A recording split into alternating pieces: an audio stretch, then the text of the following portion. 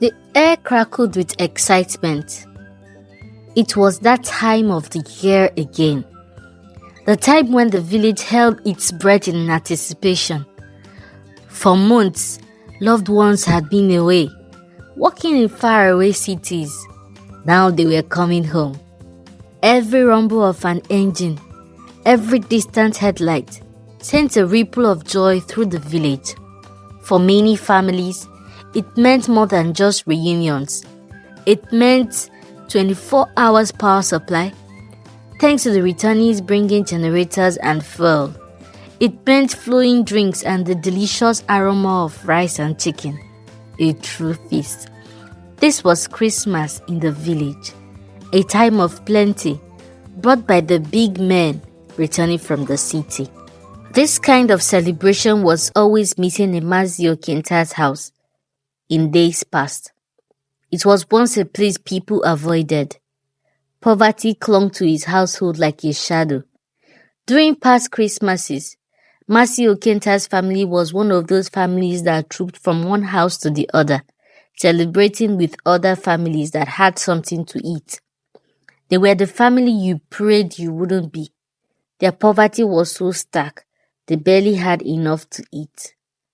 But things turned around with Ikem, Okenta's eldest son, who had vowed things would change. So he engaged in so many kinds of jobs in the village, until a man from a neighboring village, scouting for young boys, offered him a chance in the city. Ikem took it, though leaving home tugged at his heart. After nearly 10 years in the city, Ikem had transformed his life and that of his family members. He had built a successful business. Now his family's fortunes were reversed. Their home was a beacon, especially when Ikem returned. Other families even brought their sons to him, hoping he would take them to the city too. And let's not even talk about the women who would come around flocking around his household for the purpose of marriage. In turn, Ikem would leave his town to a distant village in scout for young boys he would take to the city for his business. However, there has been some whispers around his type of business, but the rate of families that have experienced his benevolence outweigh those who have lost their sons. So nobody believed them when they told stories of how they stopped hearing from their sons 3 months after they moved to the city. This is because other parents whose sons experienced that period of silence or not hearing back from their sons after 3 months saw their sons at the end of the year returning home transformed into wealthy men. This made the stories of the aggrieved parents unbelievable, because a lot of people have benefited from Ikem's benevolence. The news of Ikem's return got to his cousin Ula, and also beyond the village. Ula and Ikem were very close as kids, but since he left for the city, their bond became strained and they fell apart. Hearing about his return from other villagers, Ula had made up his mind to visit him and ask him for assistance to leave the village with him in search for greener pastures. As he laid on the bed, he thought of so many things. He couldn't wait to get to the city and exert more energy into making money and joining the big forces in the village. He knew his parents would disapprove of his intentions to leave the village, but he was not perturbed about what they had to say. He was convinced that his decision was for the best, and his family would definitely see that he made the best decision. He had called Ikem the previous night to tell him of his plans to visit before he left for the city.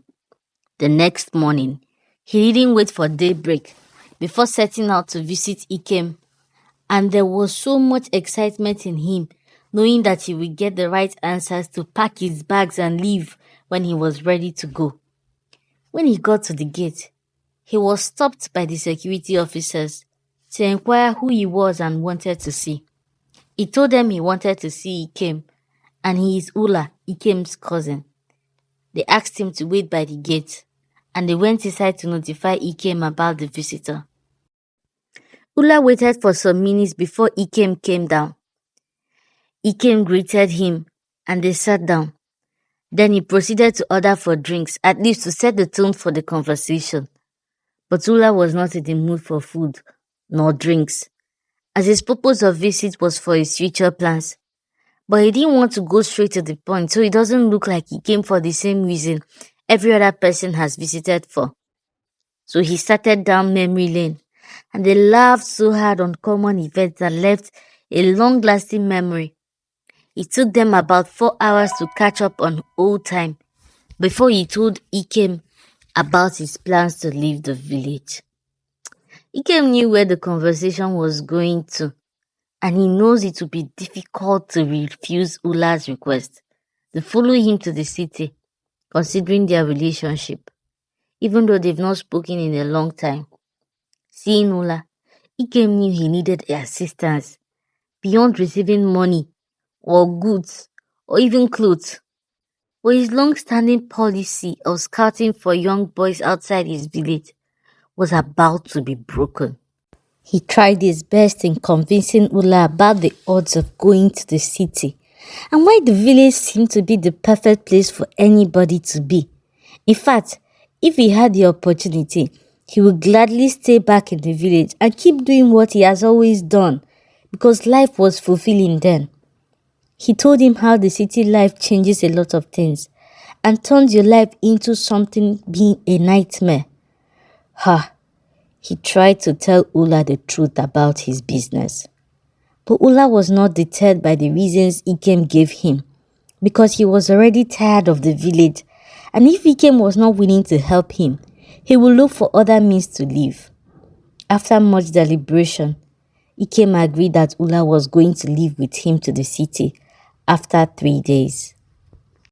Agreeing to take Ula to the city meant that Ikem was breaking his policy of looking for young boys outside his village so as to protect the secret of his business.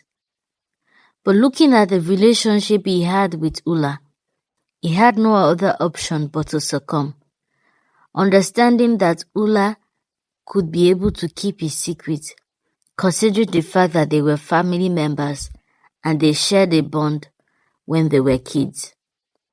He knew that the village was not the best place to tell him about the nature of his business, so he wanted him to come over to the city first so that he could give him a rundown of what he actually does and if he was able to continue in that line of business.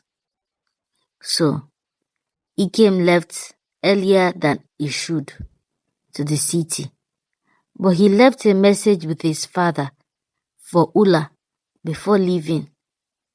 As he drove past Ula's house, his heart skipped a beat fast, but he was left with no other option than to leave. Like a child expecting a reward, Ula couldn't wait for daybreak. Today was the day that determined the rest of his life, and he was so excited about what holds for him. He told his parents about his plans the night before, and as expected, they did not approve of his decision. But his mind was already made up, and he was far more determined to leave than ever before. He had packed his bag and was set to go to Ikem's house. But he couldn't leave without seeing his parents again, because he knew it was going to be a long time before he would see them again.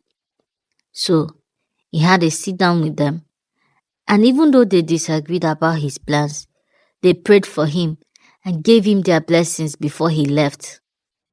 He set out, and as he approached Ikem's house, he saw his fleet of cars were missing in the compound, and the compound appeared the same way it has always been when he was no longer around. He was sad at first and disappointed. His mind was racing so many things at the same time. But on a second thought, he decided to go and ask about his whereabouts. It could be that he left to run an errand and will be back soon. There's no way he could have forgotten what they discussed. So as he waited outside for some time before knocking on the gate, it took a little while before his father came outside And after exchanging pleasantries, he gave him the piece of paper Ikem asked him to give him. He was so scared. He was scared about what the letter contained. Could it be that Ikem changed his mind at the last minute and decided to give his father that paper because he couldn't tell him to his face? What could be the worst that could happen today? He asked himself. But even resolute in his decision, he knew that with or without Ikem, he was going to the city. So he collected the paper and saw an address with a phone number and a bold instruction that read, "Call this number when you get to the address only. He will be expecting you." Getting to the address, he saw a house seated on a lonely road. To get to the part 2 of this story, don't forget to like, share and subscribe to our channel so you don't miss out on the next episode of this mind-blowing story. What do you think Ula would find out about the true nature of Ikem's business? There's so much to be told in this story.